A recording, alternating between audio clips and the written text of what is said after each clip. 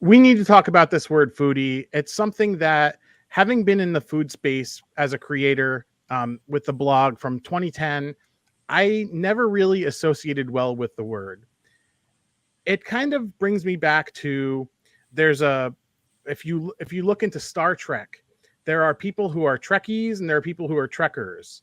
That for some reason there's now this distinction between those two things, and that kind of is the reason why I feel like foodie is not a great description for what I do. But tonight I also have something else special. I'm bringing on Kristen Suraci from SaucySuraci on Instagram, and I'll get into that pronunciation thing too later here in the stream. And she is a young influencer foodie. I'm just gonna admit defeat at the beginning of this before any drama over the word foodie starts. I'll say I'm a foodie just for the sake of the definition, but I feel like influencer is kind of the modern word to describe all of this. Yeah, how do you feel about that introduction? You did a great job. It's funny because everyone pronounces my last name wrong, and my brother has actually said, like, Kristen, you need to drop the Suraci and just do saucy flat out because nobody knows how to say it. And I'm like, oh, but I love our last name so much. It's a tongue twister.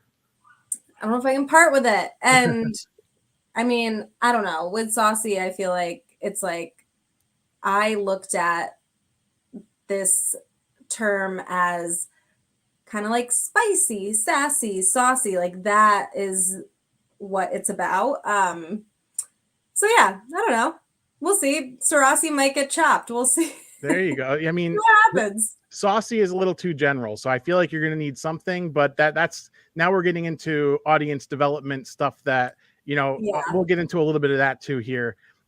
So what I wanted to talk to you about, you're kind of one of the new creators in the local food space.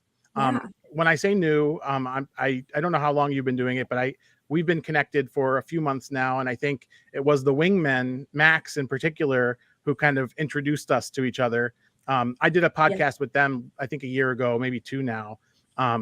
Really fun guys. I've been meaning to go do something out in public in the wild with them too. You need to. I'd love to. I just never have the time. But that's fair.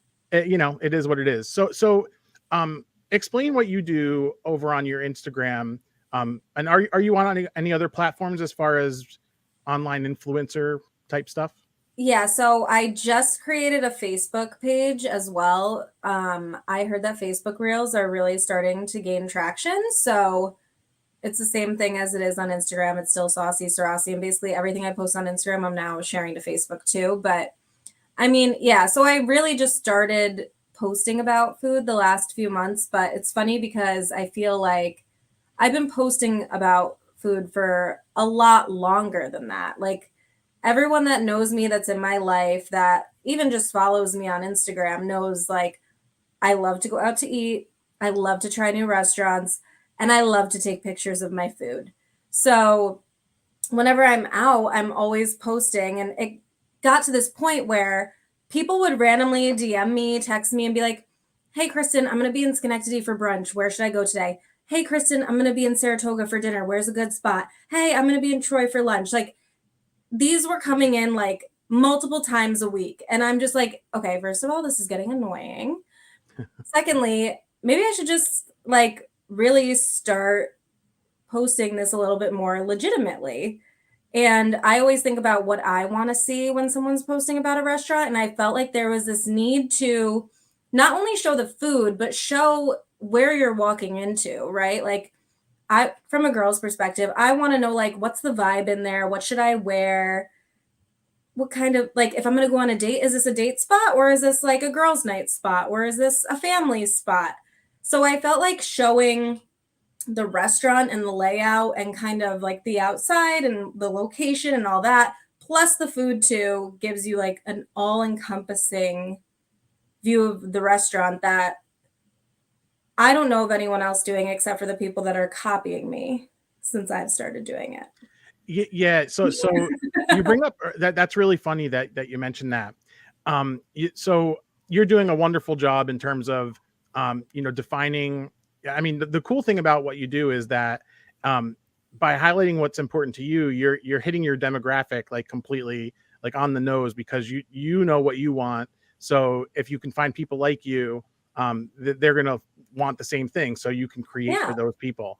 I kind of have a similar story back around 2010. What I noticed in the area, there was this website. It was called All Over Albany. You might remember it. It kind of tailed down around 2015, 2016, which is around, familiar. it's around the time where I kind of stopped blogging. So I had a gap right when my son was born between like 2016 and 2018, where I wasn't doing any public facing stuff, because I was, first of all, trying to focus on my family, but also I kind of got burned out with the food scene in the area, because it was highly political. And I'm sure you're noticing in terms of the creators that you're interacting with in your demographic, similar type stuff. And we'll get there too, because there's a specific story that prompted me to actually do this topic tonight, which is I've been meaning to do for months. Okay. But around 2010, I had been looking, I was networking with people. I made connections with Times Union people, Christy Barletti, Steve Barnes, all the the big names at the Times Union. They were even bigger names then. Now less people are reading the Times Union. But I still read it. Me too. I love their stuff. So shout out to them. They're working hard. They are. And I mean, Christy has highlighted me for her 20 Things blog or whatever. It's an article. It's not really a blog, in recent years as well. So I maintain in touch with them. But the thing was, the scene got taken over by foodies, and I'm using foodies there as kind of a pejorative, not to kind of put me in an us versus them type thing, but it was there were people talking about food, and they were giving information about food, and people were eating it up. But there were also people that couldn't take that level of minutia, and people were they were losing sight of the important things about a dining experience. So like, for example, New World Bistro. Do you remember New World Bistro? I do. Rick Orlando. I've had him on the stream here before too. That place was hopping. I think it opened around 2010, 2011 in that format. And I went there and it was all right. And I'd tell Rick this to his face. The food was great. The scene wasn't exactly my thing. It was too busy. The tables were too close together. It was too popular. Even though they had a parking lot, it was hard to find parking there. Mm-hmm. So my blog started to become, I started a blog in 2010 that was just me goofing off online, but then it turned into sharing food experiences and the things that would be important to somebody in their mid to late 20s, in this area, which it's important to know if you're going to go out on a date night, if you have to pay for parking, or if you have to find a lot, or if you have to circle, Hamilton Street in Albany all day to figure out where you got to go. So that's kind of why my blog started getting popular in that time. But everybody confused the fact with, oh, he's a foodie just like these people. And mixing those two scenes ended up becoming a little toxic over time too. Because so like All Over Albany wanted all kinds of voices in there. So they used to do this tournament of pizza as an example. I was in there as a judge, and there was these other people that was in there as a judge, and they didn't like me.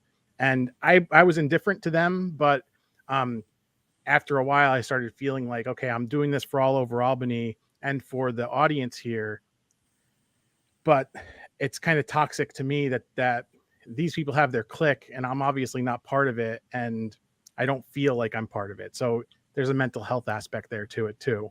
Yeah. And I guess like from my point of view is my stance on this, and my whole reason for it is, yes, I love food and I love posting about it and sharing that with people. The other part of it that's really important to me is supporting small local businesses.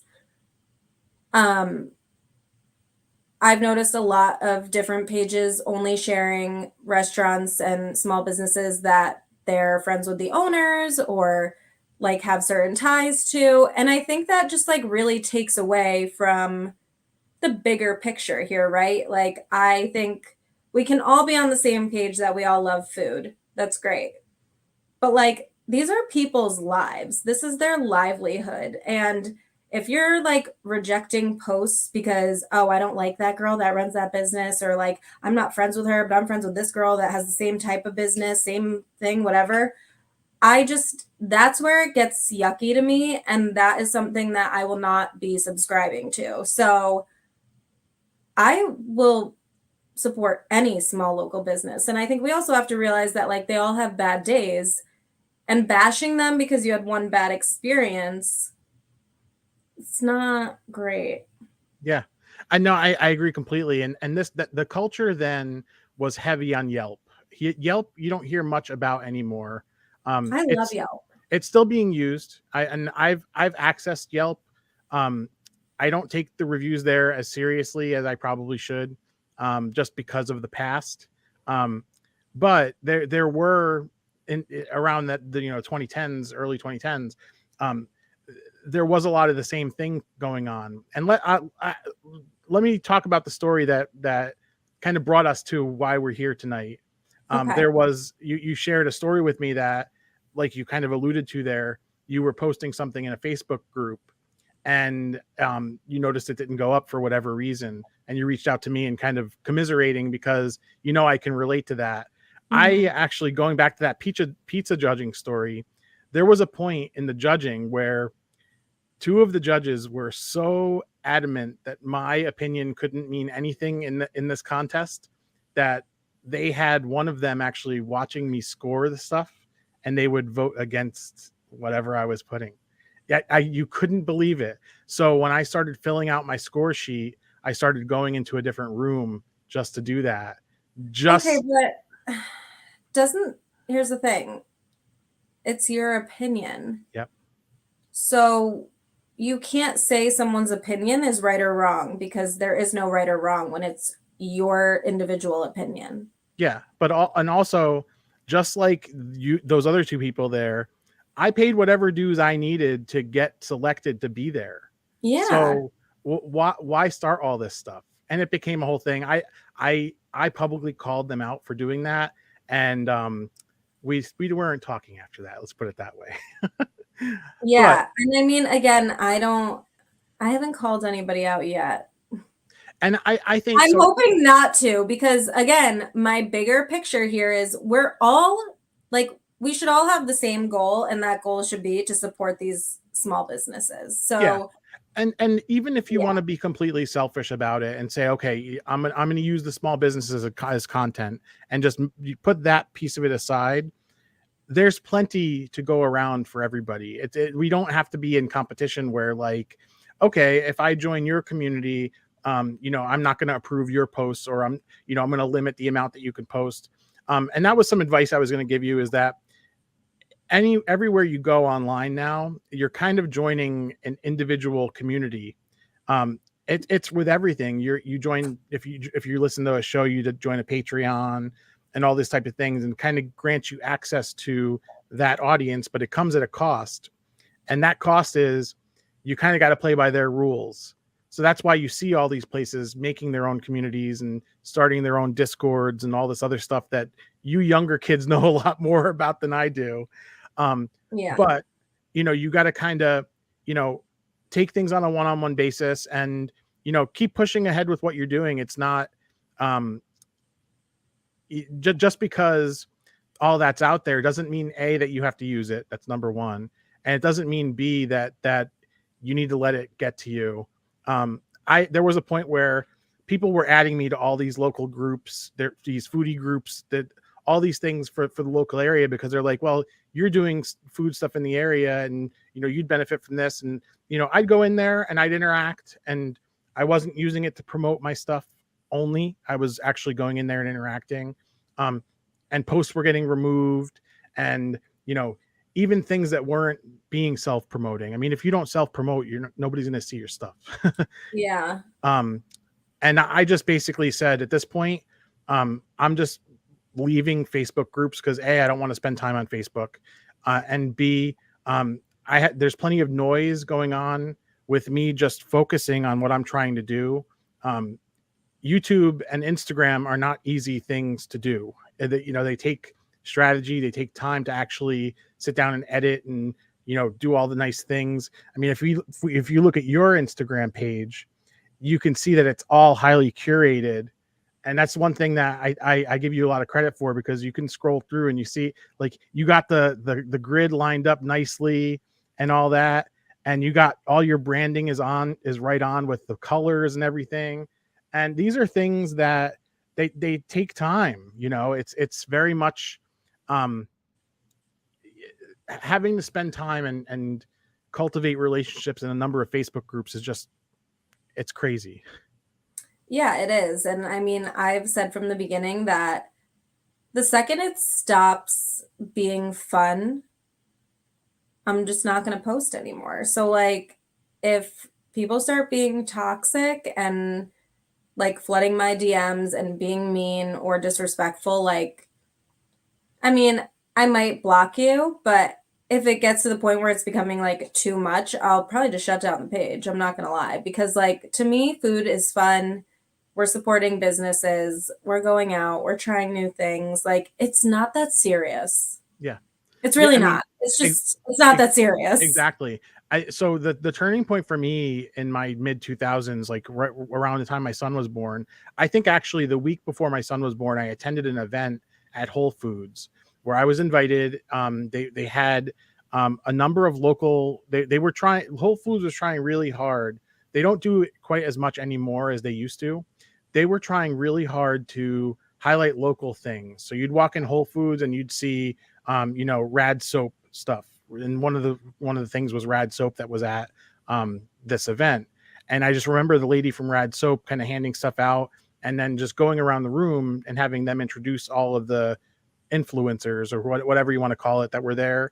And, 3 of the people that were in the front row basically said, I don't do any personal blogging or anything, but I'm here on behalf of so-and-so who is XYZ. And that was the same person they were doing the scoring thing and on that pizza thing. And that was just, to me, it's like, okay, these people have gotten their heads are so big that now they're sending cronies to these things who, what are these people are just getting swag bags.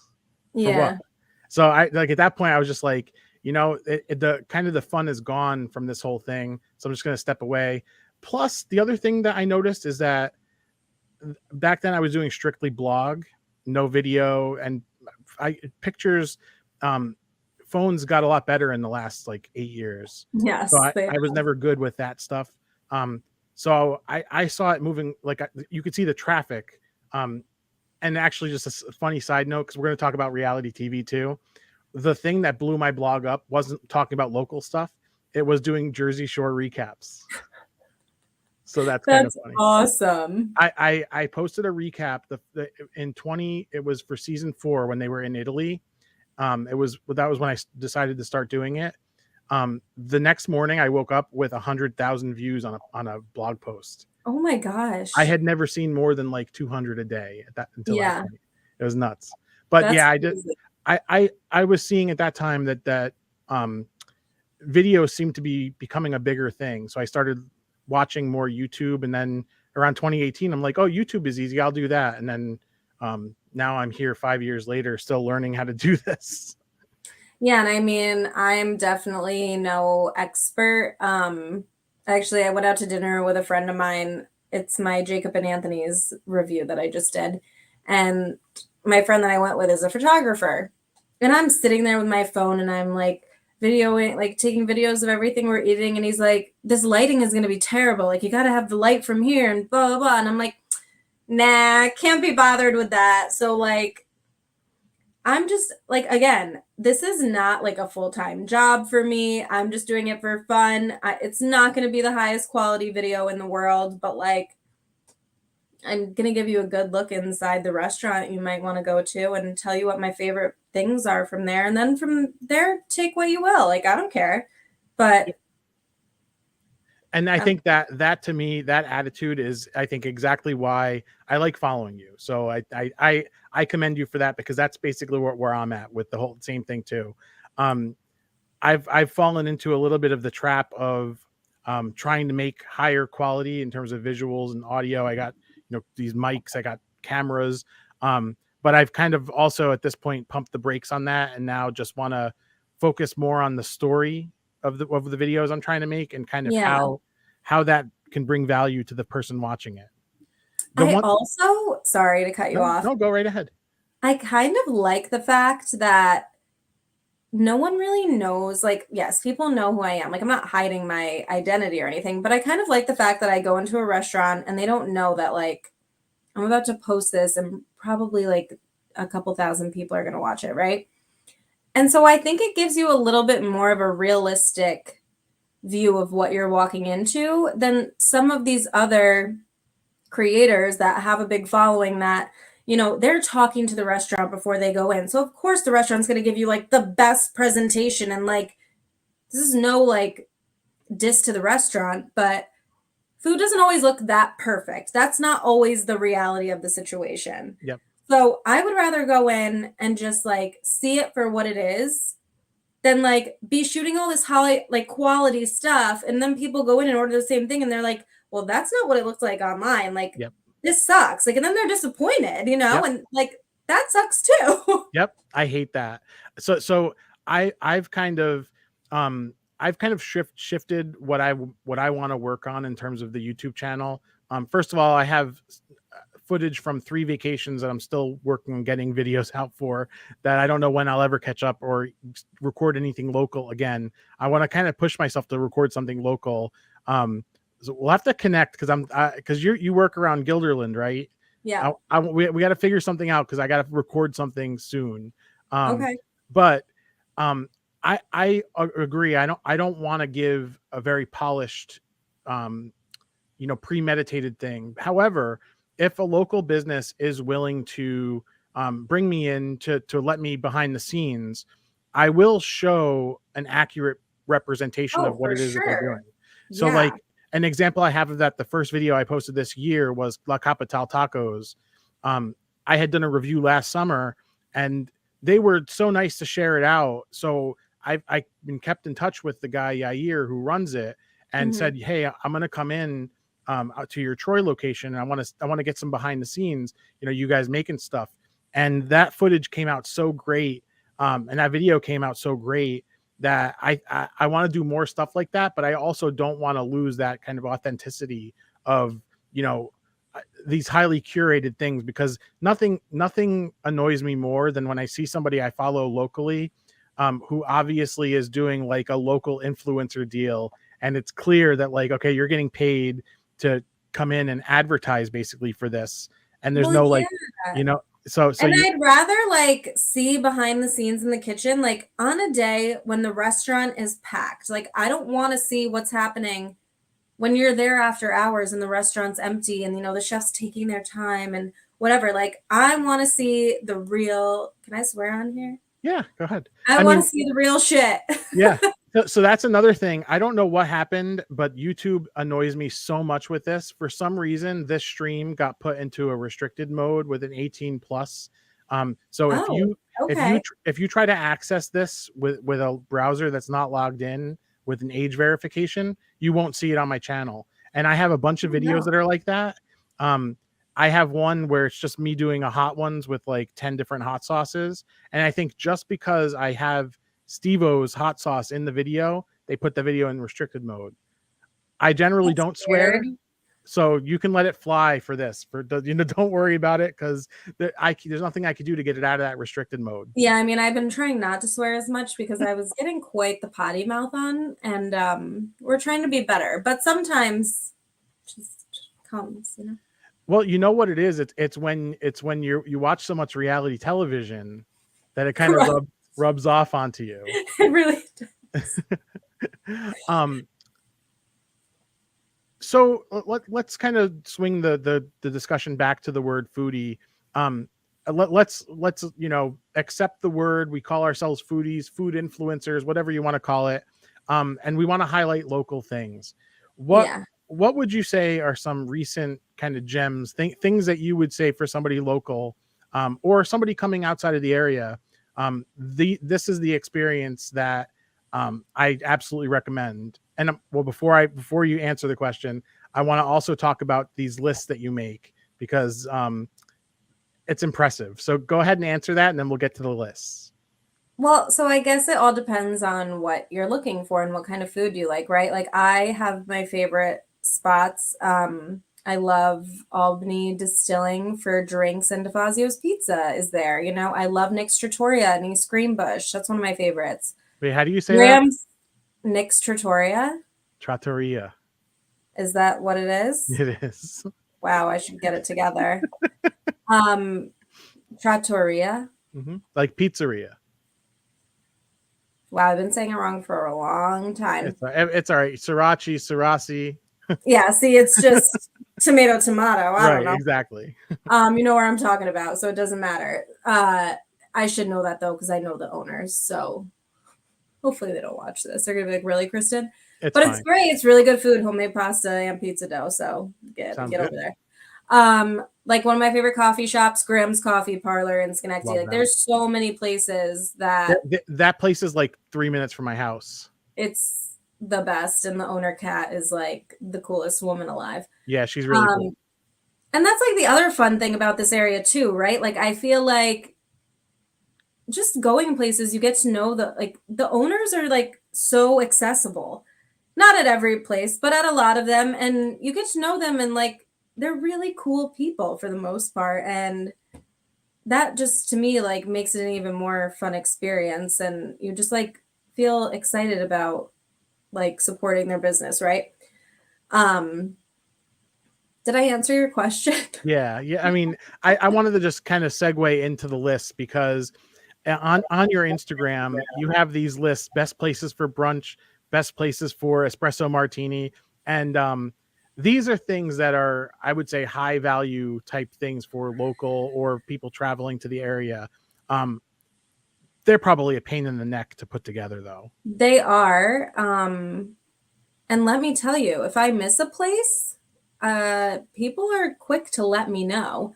But I'm like, listen, I'm one person. I'm doing my best. Like, I'm not pretending that I know everywhere in the capital region, because the fact of the matter is, and this is a great thing, we have a ton of like restaurants, coffee shops, bars. Like there are so many places that like, of course I'm going to miss one or two. Like the other day, a bunch of people started commenting on my coffee shops in the 518.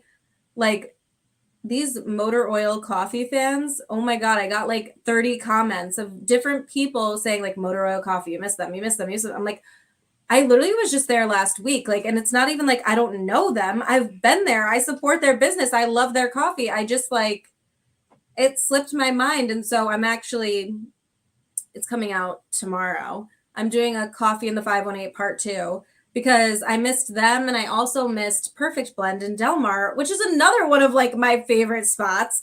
And I'm just like, how do I forget? It's like when you're creating a list for like a birthday party, and like you like list out all these people and you're like, oh my God, I forgot my best friend, John, you know, like, and it's just like, how did I forget him? And I feel like that happens to me every time I'm making one of these lists. Like, and it's like right after I post it, I notice it and I'm like, are you kidding me? Like I get so mad about it, but that's me driving around for lunch like every day, where I'm just like, I don't know what I'm going to get to eat today. And you know, Guilderland is kind of spotty. There's not much, but then again, there kind of is quite a lot. So I'll be like, oh, okay. Like I ended up at Burger King or something one day. And I'm like, Herbie's Burgers is right there. Oh, I love Herbie's. It's so good. Yeah. I've covered.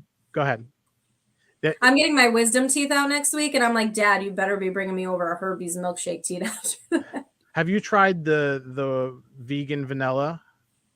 So I haven't tried any of the vegan ones, but I've heard they're delicious. Yeah. So the vegan vanilla is flavored, like there's vanilla in it, but like it more tastes like, I don't know if you've ever had those toasted sesame candies, like Middle Eastern candies or Puerto Rican candies. It is so good. It's like tahini. They use tahini as the base. You got to try it. It's so good. Oh, okay. I'll try that. Yeah. I did one video where I got basically like the In-N-Out order, you know, the animal style fries and the, you know, the burger with everything on it. Mm-hmm. And I got the Neapolitan shake, because you can get the vanilla chocolate. Wait, what? Yeah, it's expensive, but you can get it. I don't care. What's that? I said, I don't, that's one thing. I will like spend my life savings on a good meal. Like Okay. when it comes to going out to eat, like if I know it's going to be good, I don't care what the price is, which is probably not a great thing, but when you throw caution to the wind, things can go really well, but also you get in over your head. We just went to yes. Philadelphia 2 weeks ago, and we went to a tapas restaurant. We were celebrating our 10th anniversary, but we ended up with like a $500 bill, and Worth it. it was worth it, definitely. But yeah, you can get their Neapolitan shake, and they'll do the layer, all three of them. It's something like $11 though, where a shake is normally like $7 or $8. You know who has really great looking shakes that I haven't been, and it's like at the top of my list. It's on the short list.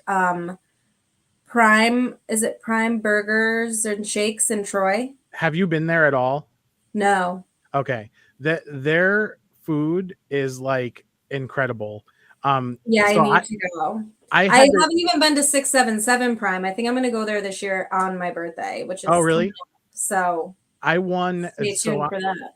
On Christie's blog, I think in 2011 or 2012, I won like some Reader's Choice Award, and I got $150 gift card to 677 Prime, and that was the only time that we went there. So we ordered a whole bunch of stuff. It is an insane experience. It's not like anything you probably ever experienced before. It's more fine dining than anything.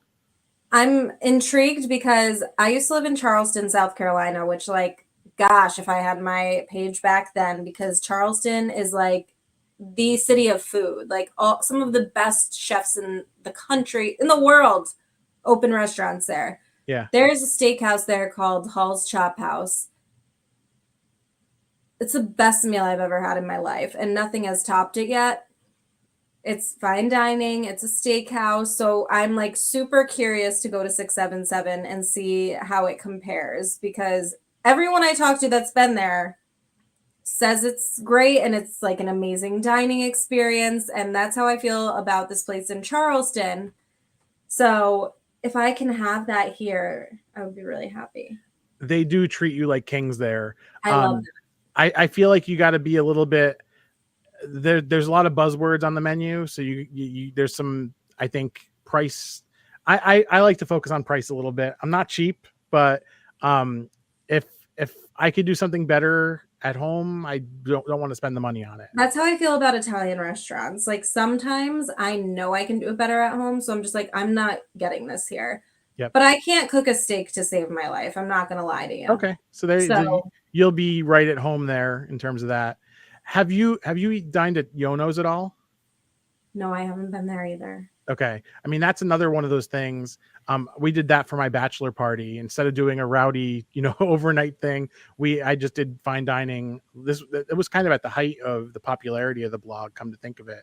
But I just wanted to experience it for what it was. That's like right up my alley. If I ever get married, God willing, I find a man. Pray for me. And I want to talk about that too, because you're also involved with the Micropolitan Matchmakers with Gabby and Becky. Becky, right? Yeah. So are you part of that? Like, are you looking to also find love through there, or is that kind of just another project?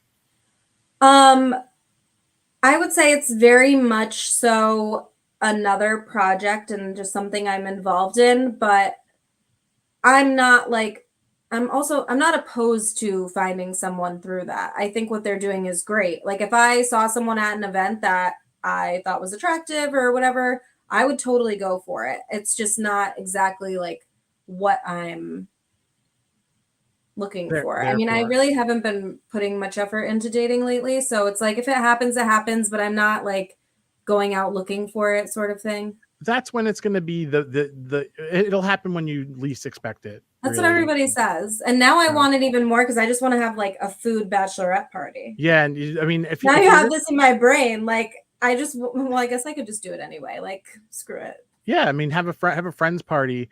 I mean, you could start some kind of reality show, and you have to film in a public place, right? There's always that episode where they're sitting down to dinner. There's multiple, right, in each season of whatever it is. I always thought that I would make great reality TV.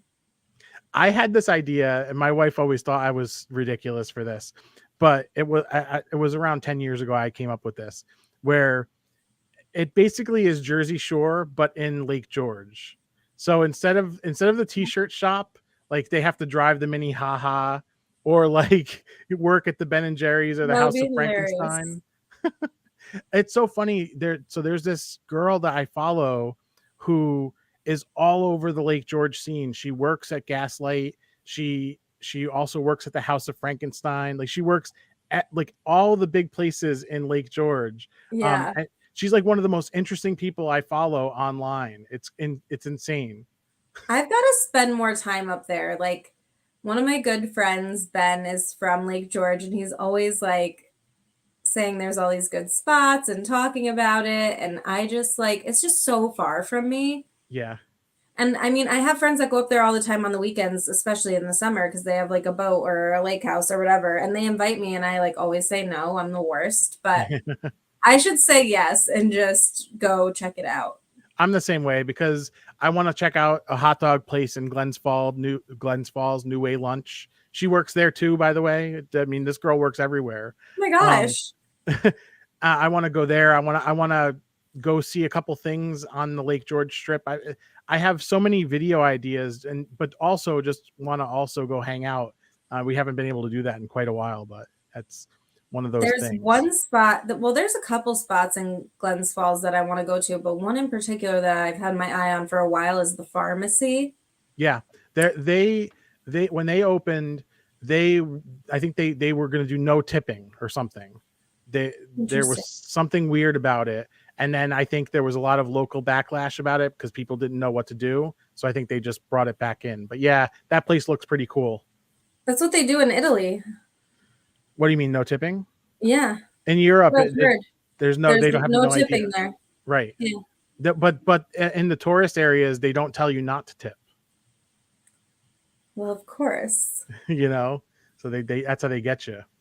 All right, so we've kind of beaten to death the local food thing. We've accepted the fact that we're foodies. In fact, one of my friends, Brian, came in and he's calling us names, foodie, and he also was talking about Lake George Shore. I want to talk about something specific because this is one of the things that we communicate about online. Vanderpump Rules season 10. What the hell is going on? This is like, take the drama and inject it into my veins. Like, I can't get enough of it. It's just crazy. Like, these people, and I was talking to a friend of mine recently, and she's like, how do you even watch that? Like, they're insufferable. And I was like, because first of all, it's not my life, not my drama. And I literally sit in this office all day, and like now that I'm not even really going on dates, I have no drama in my life, so I love to see other people's. I mean, I love trashy reality television. I've been watching Vanderpump Rules since I haven't been watching since season 1, so I missed a lot of the Jax and Stassi stuff. Even though it was always on in the background, my wife was watching it. I didn't actually get pulled into it until there was some drama with Kristen Doty and Tom Sandoval, and I noticed how fired up Sandoval got. So and Miami Girl. Yeah, I don't remember the time frame. What was that? I think that was around the same time. I think, yeah, because that was like right after Kristen and Tom broke up, and then right when he started dating Ariana, there was this whole rumor that he went to Miami and hooked up with this girl in Miami. Right. AKA Miami Girl. Yep. And now all these years later, like literally 10 years later, it's coming out that like he did in fact sleep with her. I mean, so here's my thing. These are attractive people in Los Angeles and Hollywood, you know, and they work at one of the most popular restaurants there. I mean, that was the premise of the show, right? You know, Lisa Vanderpump runs Sir, which these people were all waiters. And then you come to find out that they were like, to be on the show, they were only working there like 1 or 2 hours a week or something. And then after, like now, I like most of them don't even work there really. I don't think any of them do. Except maybe Raquel. James's girlfriend and Raquel. I'm sorry, Rachel. Rachel, that's right. But I mean, these are attractive people. You got to imagine that you know, I mean, Tom Sandoval's not an ugly guy. And he's got to be having and he's obviously has a god complex. Are we looking at the same person? What do you mean? I think Tom Sandoval is repulsive, and I thought that even before this whole SCANDOVAL thing happened. I think he's so ugly. I understand where you're coming from on that. He's a worm with a mustache. Yeah. I love the James Kennedy's quips this season. It's crazy. You literally can't make this shit up. Like the stuff that comes out of his mouth, I'm just like, how? Like, this is reality TV gold. Yeah. Like, it doesn't get better than this. Like, we thought like Real Housewives of New Jersey was crazy. So the stuff coming out of his mouth is like A+ TV. Is that the one where the woman threw her prosthetic leg on the table?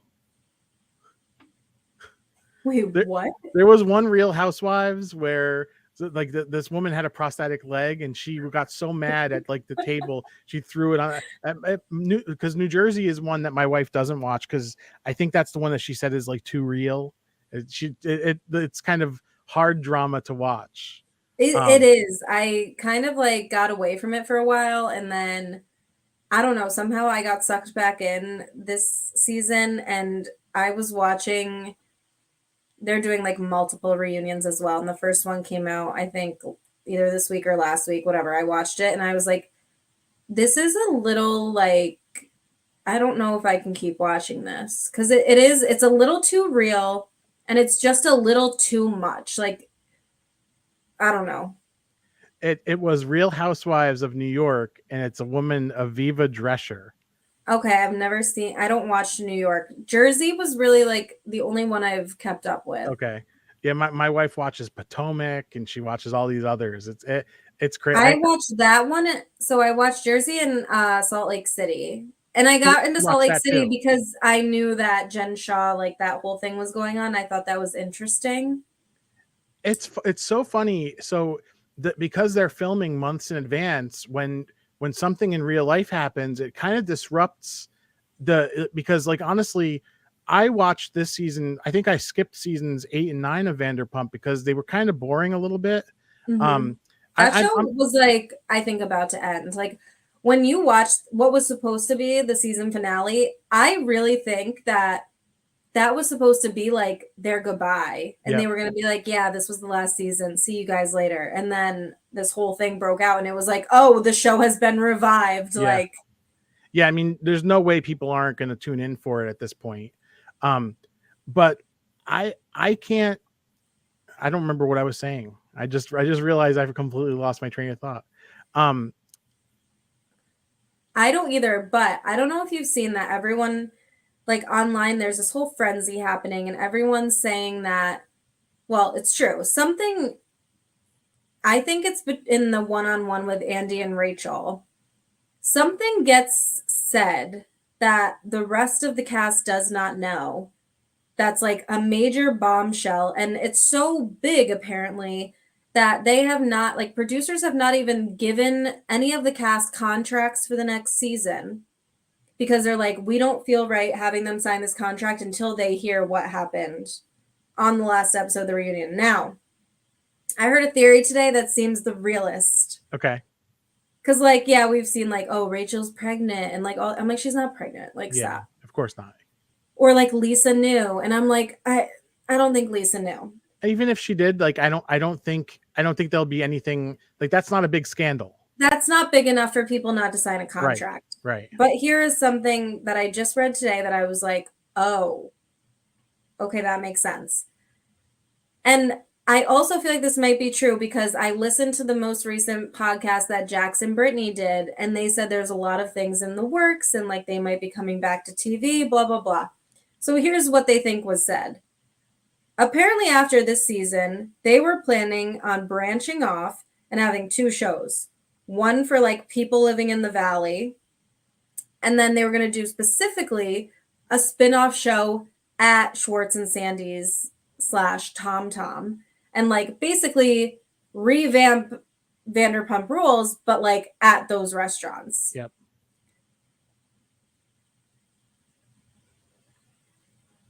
That's it. I hate that for them. You're telling me after all this stuff, you're going to give those two losers their own TV show? No. Yeah, I'm sure after this, it's not going to happen. Well, and let's go back to Yelp reviews for a second. Talk about not giving an honest review. Did you go on Yelp and read the reviews that people wrote for Schwartz and Sandy's restaurant? No. I was hackling. I mean, that's one of those things where it's like, okay, here's so I gotta jump sideways a little bit on this part of it. Okay. I don't know how to feel about that whole situation because, like, obviously, it's not only it's not only Sandoval that's tied up in this restaurant because there's Schwartz and all this stuff too. Yeah, no, I don't think that like their restaurant should suffer because at the end of the day, like there's multiple people involved in that. But hold on, let's talk about the multiple people thing. What do you think Schwartz's involvement is here, given everything that we've seen and heard so far? I think he's just as big of a loser as Tom Sandoval. Like, you're just as guilty.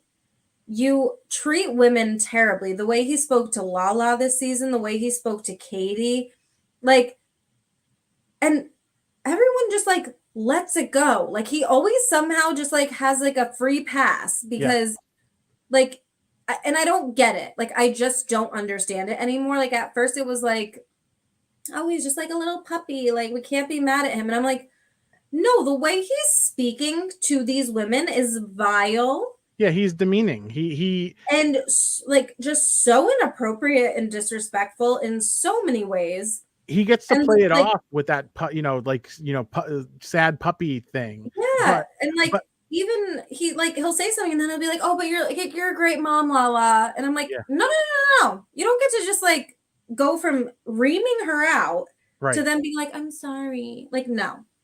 So I feel like if there's going to be a bombshell, it's going to have more to do with how involved Schwartz was in this entire thing. And I think it's probably, I'm going into the speculation, drama wormhole.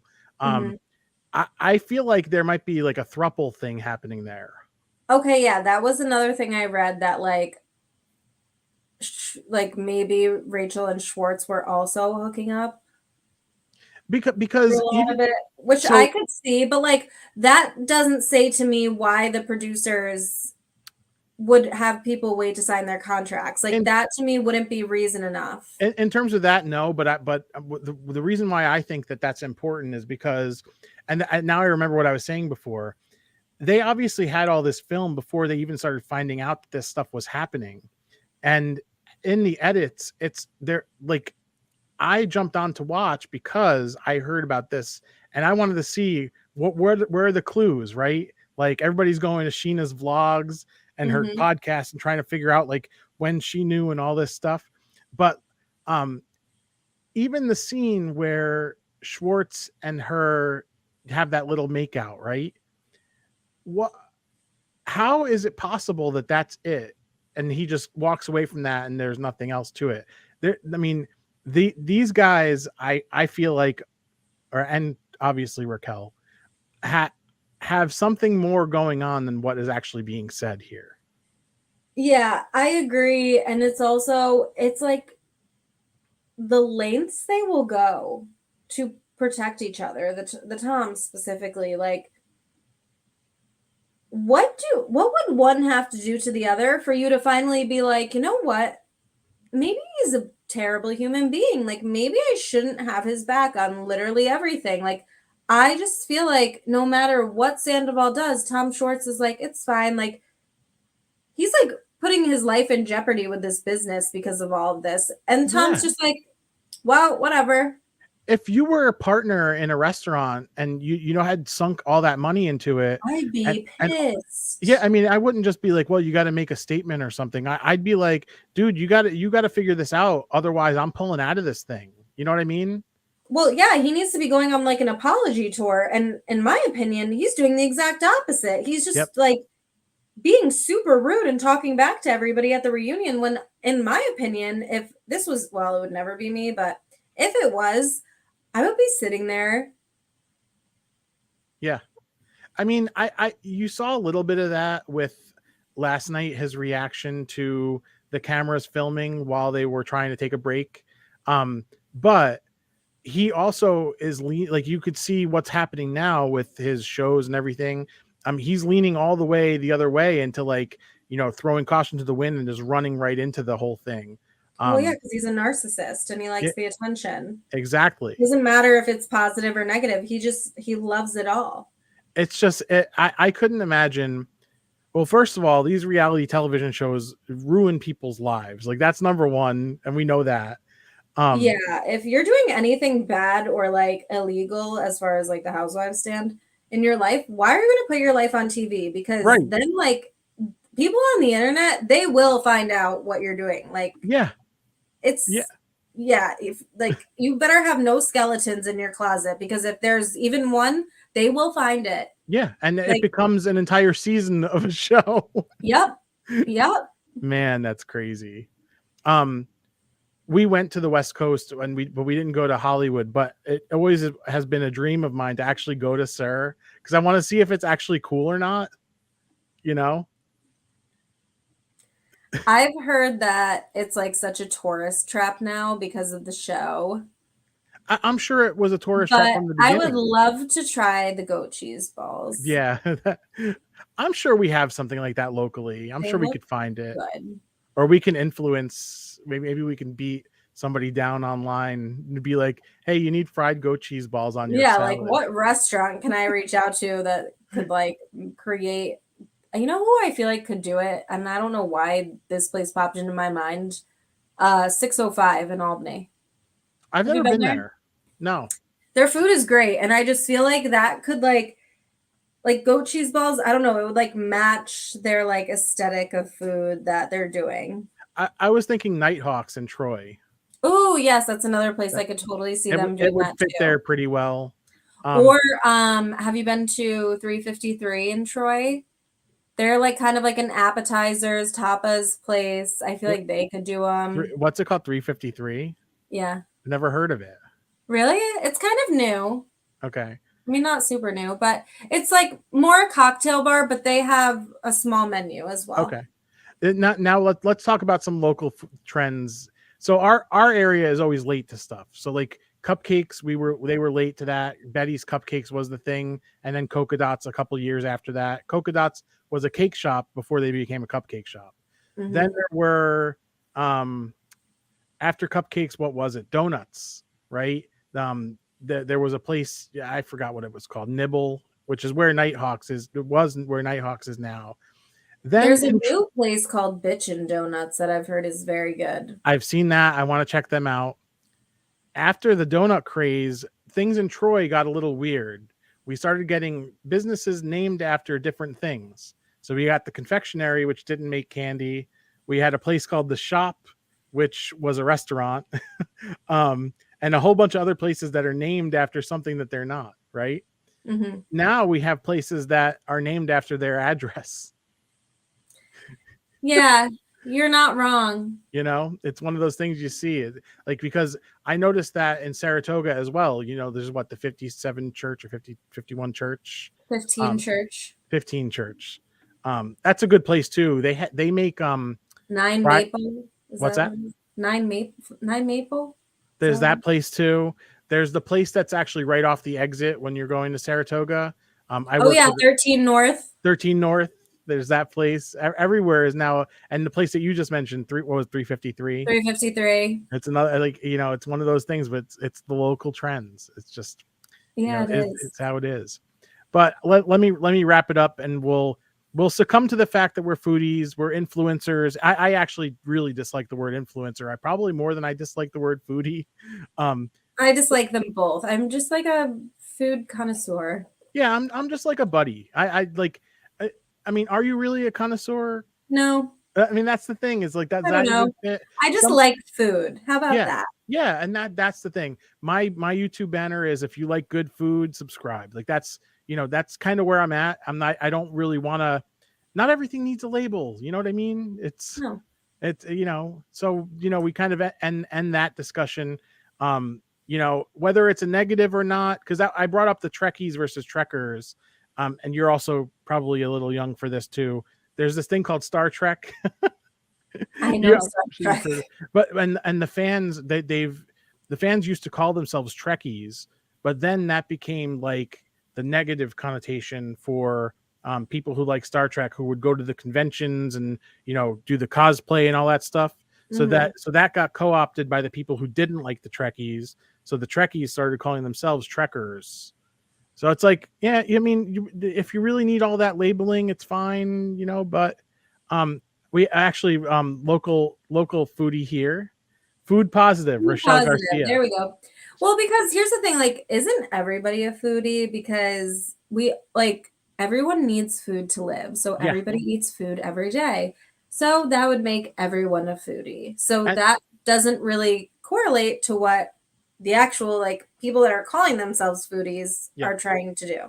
And it's funny, we were talking earlier about the people that were on the scene 10 years ago. Rochelle used to actually have her own blog, and I remember seeing her at a lot of the local events too as well. So that's kind of funny. Yeah, I don't know any of the food people. I'm so not I have not been a great networker. I should probably get a little bit better about that.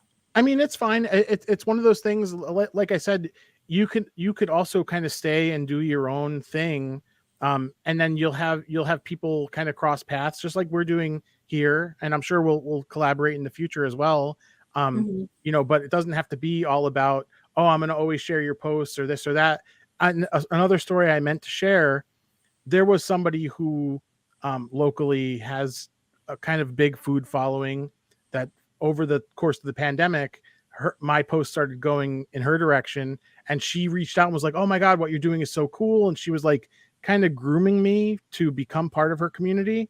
And one day she was like, I really want to cross 5,000 Instagram followers. Do you mind sharing my Instagram page on your stories? And I said, yeah, I could do that.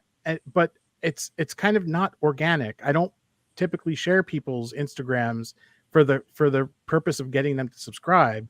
We could probably come up with something that could be a fun project to work on together that would bring value to people and actually be more of an organic way to interact with those people.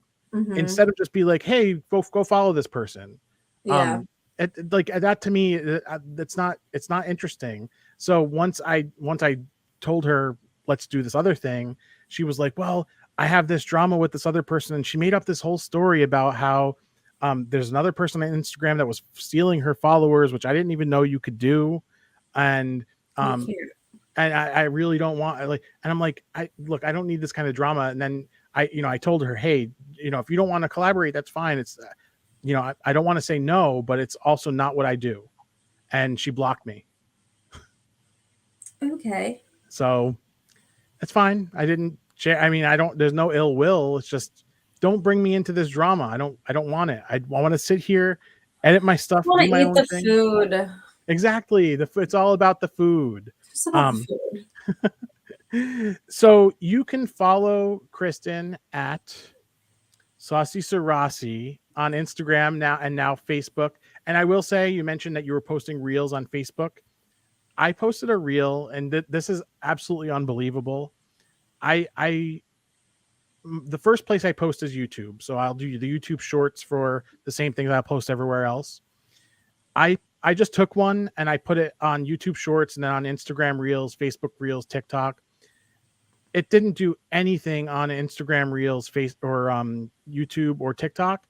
It got 130,000 views in 25 minutes on Facebook reels. Facebook reels, I was reading some marketing thing that popped up, and they said start posting your content on Facebook. Yep. So I did. Make sure you do that. Now I noticed also you can turn on a creator mode for your profile. I don't know if you could do that for a page, but there's actually money associated with reels views on that. Oh, interesting. So I mean, you can actually there's a button that you can automatically cross post from Instagram to Facebook. So do take advantage of that. I will. So I want to thank you for coming on and talking to me today on the podcast. Of course, this was so fun. It was a lot of fun. I liked having the ability. I don't normally talk about reality television on my channel. I try to keep it focused on the food in case the hardcore foodies are here. You know, I don't want to alienate anybody, but I thought it was fun, and I thought it intersected well with our interests and our communication. And this was just a peek inside of, you know, two people collaborating in the local space. And I'm sure people will see you more here on the channel, maybe another time. I hope so. We'll have to connect. We'll have to do something where we, you know, do. I don't have any ideas, but we can talk it out. Yeah, we'll come up with something. So again, follow Kristen on Instagram. I have also links to her Instagram page and down in the description below. And if you enjoyed this video, please remember to hit the like button, subscribe if you like food. That was another thing. I always say subscribe if you like food, because it's like, yeah, I like food, I'll hit the button. So I hope that that's subliminal enough. Yeah. And thank you very much. Have a great day, and we will talk to you next time.